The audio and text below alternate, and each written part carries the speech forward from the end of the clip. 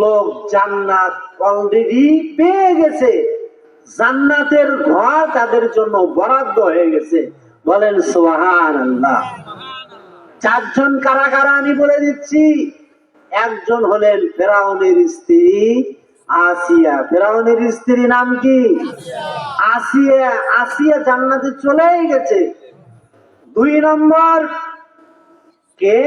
খাদিজা। আল্লাহর নবীর কাছে একদিন খাদিজাতুল কুবরা রাদিয়াল্লাহু তাআলা আনহা একটা গোশতের বাটি নিয়ে আসলেন। আল্লাহর নবী সাল্লাল্লাহু আলাইহি সাল্লাম বললেন, খাদিজা তোমার হাতে ওইটা কি? খাদিজা বললেন, ইয়া রাসূলুল্লাহ এইটা হলো গোশতের বাটি, আপনার জন্য আমি নিয়ে আসছি। জিবরাইল আলাইহিস সালাতু ওয়াস সালাম আল্লাহর নবী সাল্লাল্লাহু আলাইহি সাল্লামকে বললেন, ও নবী, বিশ্ব নবী, ওই মহিলাকে। জিবরাইল যখনই বললেন ওই মহিলাকে, আল্লাহর নবী বললেন, ওই মহিলা হলো খাদিজা, আমার স্ত্রী। তার হাতে রয়েছে গোশতের বাটি, আমার কাছে এসেছে। জিবরাইল বললেন, ইয়া রাসূলুল্লাহ আপনি খাদিজাকে বলে দেন আল্লাহ খাদিজাকে সালাম জানিয়েছে। বলেন সুবহানাল্লাহ। আল্লাহ কাকে সালাম জানিয়েছেন? খাদিজাকে সালাম জানিয়েছেন, সালাম দিয়েছেন। জিবরাইল বললেন, ইয়া রাসূলুল্লাহ ওয়া বাশশিরহা বিল জান্নাহ, আর খাদিজাকে আপনি জান্নাতের সুসংবাদ দিন যে তার জন্য জান্নাতের মধ্যে একটা ঘর তৈরি করা হয়েছে। বলেন সুবহানাল্লাহ। বলছিলাম 4 জন ব্যক্তি, তাদের জন্য জান্নাতে ঘর তৈরি করা আছে। 2 জন হয়ে গেছে, আর কয়জন বাকি আছে? 2 জন। 3 নম্বর কে? আবু সুলাইমের স্ত্রী উম্মু সুলাইম। উম্মু সুলাইম জান্নাতে চলে গেছেন। কি কারণে জান্নাতে গেলেন গো? মায়েরা শোনেন, বোনেরা শোনেন। আল্লাহ নবী সাল্লাল্লাহু আলাইহি সাল্লামের কাছে একজন মেহমান আসলো। মেহমানকে আপ্যায়ন করানোর মতো আল্লাহ নবীর বাড়িতে কিছুই নেই। আল্লাহর নবী সাল্লাল্লাহু আলাইহি সাল্লাম সাহাবায়ে কিরামদেরকে লক্ষ্য করে বললেন, হে সাহাবীরা, তোমাদের মধ্যে কে আছে গো?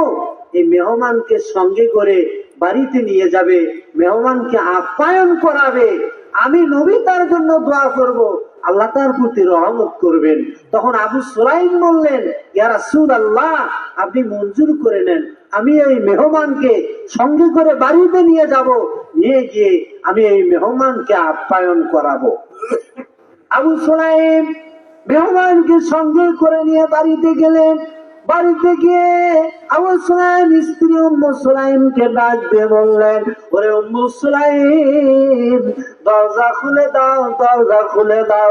উম্মু সুলাইম বললেন, স্বামী আমার দরজা খুলে দিচ্ছি, সারাটা দিন আপনি কোথায় ছিলেন?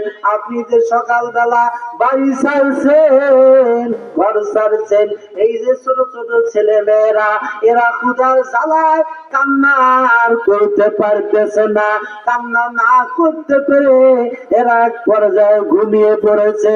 স্বামী আমার সারাটা দিন আপনি কোথায় ছিলেন? আবু সুলাইম বললেন, বিবি গো, আমি ছিলাম নবী মুহাম্মদ রাসূলুল্লাহ সাল্লাল্লাহু আলাইহি সাল্লামের দরবারে, তার দরবারে থেকে আমি আমার জীবন ধন্য করেছি। এবার উম্মু সুলাইম বললেন, স্বামী আমার সাথে কি কেউ আছে? আবু সুলাইম বললেন, হ্যাঁ, সাথে একজন মেহমান আছে।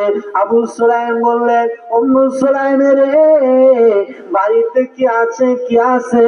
তাড়াতাড়ি রেডি করো, একজন মেহমান আমি সঙ্গে করে নিয়ে এসেছি। আল্লাহ নবী বাড়িতে মেহমান এসেছিল, মেহমানকে আপ্যায়ন করানোর মতো আল্লাহ নবীর বাড়িতে পানি ছাড়া কিছুই ছিল না।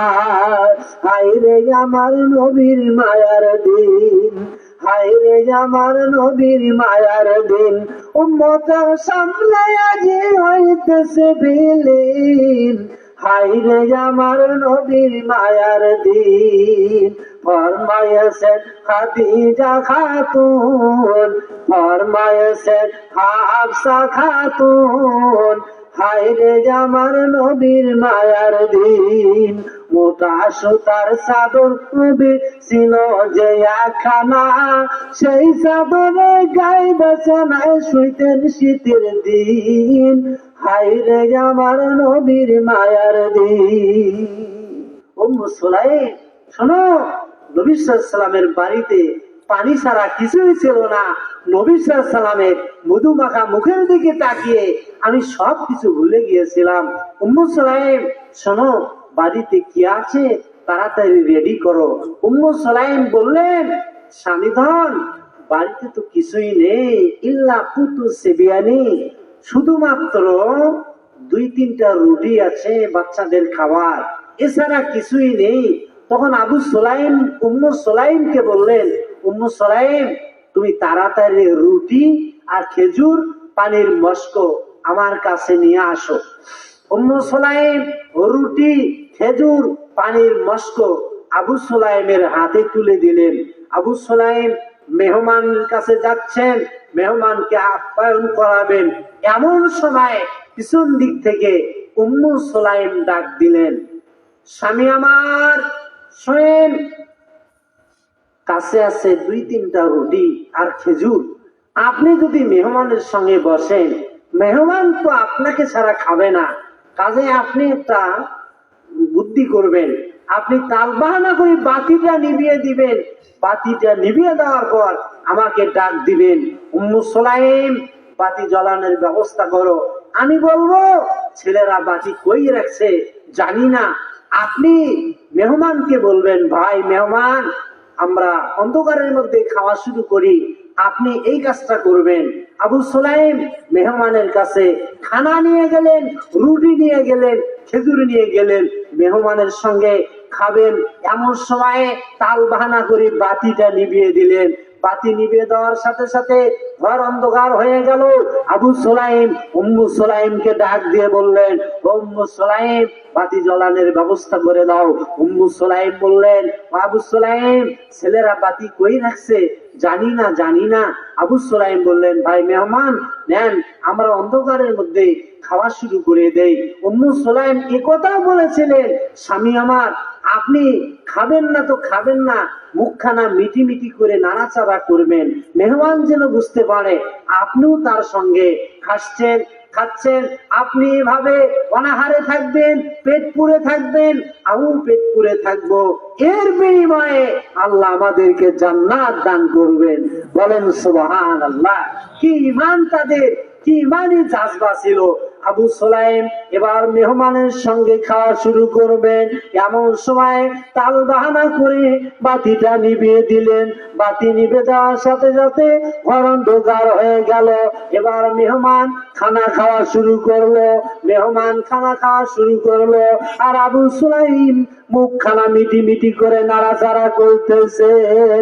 আল্লাহ এবার ফেরেশতাদেরকে ডাক দিয়ে বলছেন, ফেরেশতারা, ও ফেরেশতারা, সে দেখ ফেরেশতারা, আমার বান্দি উম্মু সুলাইমের বাড়িতে আমার জান্নাত খানা বিক্রয় হয়ে যাচ্ছে। সে দেখ রে ফেরেশতা, আমার বান্দি উম্মু সুলাইম নিজে না খেয়ে বাচ্চাদেরকে না খাওয়ায় আল্লাহ নবী মেহমানকে আপ্যায়ন করায়। ও ফেরেশতারা, আমার জান্নাত খানা আজ বিক্রয় হয়ে যাচ্ছে। ওদিকে আবু সুলাইম মেহমানের সঙ্গে খেতে বসলেন, কিছুই খেলেন না। উম্মু সুলাইম জায়নামাজে সিজদায় পড়ে কান্না করতেছেন আর আল্লাহর কাছে দোয়া করতেছেন, আল্লাহুম্মা ইন্নী আসআলুকাল জান্নাতাল ফিরদাউস, আল্লাহুম্মা ইন্নী আসআলুকাল জান্নাতাল ফিরদাউস। গভীর রাতে পাগলি উম্মু সুলাইম রাসূলের কুবলা তিনি সিজদায় পড়ে আল্লাহর কাছে জান্নাত চাচ্ছেন, জান্নাতুল ফেরদাউস খানা যাচ্ছেন। আল্লাহ নবী মদিনার মসজিদে ঘুমিয়েছিলেন। ঘুমান্ত অবস্থায় আল্লাহ নবী সাল্লাল্লাহু আলাইহি ওয়াসাল্লাম দেখতে পেলেন উম্মু সুলাইমের জন্য জান্নাতের আটখানা দরজা খুলে দেওয়া হয়েছে। উম্মু সুলাইম রেশমি পোশাক পরে জান্নাতের এক দরজা দিয়ে ঢোকে, আর এক দরজা দিয়ে বের হয়, আর এক দরজা দিয়ে ঢোকে, আর এক দরজা দিয়ে বের হয়। উম্মু সুলাইম জান্নাতের মধ্যে চলাচল করতেছেন। এমন সময়ে হযরত বেলাল মসজিদে নববীতে ফজরের আযান দিলেন। আযান দেওয়ার সাথে সাথে আল্লাহর নবীর ঘুম ভেঙে গেল। আল্লাহর নবী ফজরের নামাজ পড়লেন।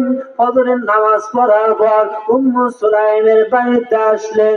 উম্মু সুলাইমের বাড়িতে এসে বললেন, ফুপি আমার।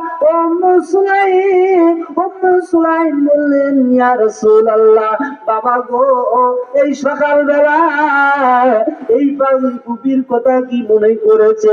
বাবা গো, তোমার আমি কি খেদমত করতে পারি বলো? আল্লাহর নবী বললেন, ফুপি গো, কোনো খেদমতের প্রয়োজন নাই। আমি একটা কথা জানার জন্য আসলাম, একটা কথা জানার জন্য আসলাম। রাত্রে আমি ঘুমিয়েছিলাম ফুপি, নবীদের স্বপ্ন তো আমি ঘুমন্ত অবস্থায় দেখলাম তোমার জন্য জান্নাতে 8খানা দরজা খুলে দেওয়া হয়েছে। আমি দেখলাম ফুপি, তুমি রেশমি পোশাক পরে জান্নাতে এক দরজা দিয়ে ঢোকো, আর এক দরজা দিয়ে বাহির হও। ও পাগলি ফুপি, জীবনে তুমি কি এমন আমল করেছো যে আমলের কারণে আমি নবী তোমাকে জান্নাতের মধ্যে সরাসরি দেখে আসলাম? ফুপি গো, জীবনে কি এমন আমল করেছেন? বলো ফুপি, বলো জীবনে কি এমন আমল করেছেন? উম্মু সুলাইম কেঁদে কেঁদে বললেন, ইয়া রাসূলুল্লাহ, নবী গো, জীবনে আমি উম্মু সুলাইম তেমন কোন আমল করি নাই। তবে গত রাতে একজন মেহমান আমার বাড়িতে এসেছিল, নিজে না খেয়ে বাচ্চাদেরকে না খাওয়ায় সেই মেহমানকে আপ্যায়ন করাইছি। আল্লাহর নবী মহানবী সাল্লাল্লাহু আলাইহি সাল্লাম বললেন, ওরে আবু বকর, ওরে ওমর, ওরে উসমান, কোথায় শুনে বাড়ি থেকে রুটি নিয়ে আসো, খেজুর নিয়ে আসো। আল্লাহর নবী উম্মু সুলাইমের ছোট ছোট বাচ্চাদেরকে ঘুম থেকে জাগ্রত করলেন। ঘুম থেকে জাগ্রত করার পরে মুখে রুটি তুলে দিলেন। জোরে সরে বলেন সুবহানাল্লাহ। আল্লাহর নবী সাল্লাল্লাহু আলাইহি ওয়াসাল্লাম বললেন, ও ফুপি, ওই মেহমানকে আপ্যায়ন করার কারণে আমি মহানবী, আমি তোমাকে সরাসরি জান্নাতের মধ্যে দেখে আসলাম। বলেন সুবহানাল্লাহ। কি কারণে শুনেন? মেহমানকে কি করেছিল? আপ্যায়ন করেছিল। বলছিলাম 4জন লোক তারা জান্নাতের মধ্যে বাড়ি পেয়ে গেছে। 3 নম্বর কে? উম্মু সুলাইম, আবু সুলাইমের স্ত্রী উম্মু সুলাইম। 4 নম্বর কে? 4 নম্বর হলেন ওমর ইবনুল খাত্তাব। আল্লাহর নবী মুহাম্মদ সাল্লাল্লাহু আলাইহি ওয়াসাল্লাম জান্নাতের মধ্যে প্রবেশ করলেন। প্রবেশ করার পর দেখলেন বিশাল একটা বাড়ি। আল্লাহর নবী সাল্লাল্লাহু আলাইহি ওয়াসাল্লাম বললেন, এই বাড়িটি কার? তখন আল্লাহর নবীকে বলা হইল, ইয়া রাসূলুল্লাহ, এই বাড়িটি ওমর বিন খাত্তাবের জন্য। বলেন সুবহানাল্লাহ। কি 4জন ব্যক্তি পেয়ে গেছেন? তো শোনেন, কিছু আমলের কথা বলে দিচ্ছি। আপনার জীবনের কোন আমল কবুল হবে এটা কি আপনি জানেন? একটু হুহা করেন। কি কি জানেন? সহিহ মুসলিমে একটা হাদিস এসেছে যে একজন লোক রাস্তা দিয়ে যাচ্ছিল। রাস্তা দিয়ে যাওয়ার সময় দেখতে পেল একটা কাঁটাযুক্ত ডাল রাস্তার উপরে ঝুলন্ত অবস্থায় রয়েছে। তখন ওই লোকটা কি করলো? ফাকার রাহু গুসা শাওকাতেন, ওই কাঁটাযুক্ত ডালটা রাস্তা থেকে ছড়িয়ে দিল। আল্লাহর নবী মুহাম্মদ সাল্লাল্লাহু আলাইহি ওয়াসাল্লাম বললেন, এই লোকটা জান্নাতে চলেই গেছে। বলেন সুবহানাল্লাহ। কি করেছিল? কাঁটাযুক্ত ডাল রাস্তা থেকে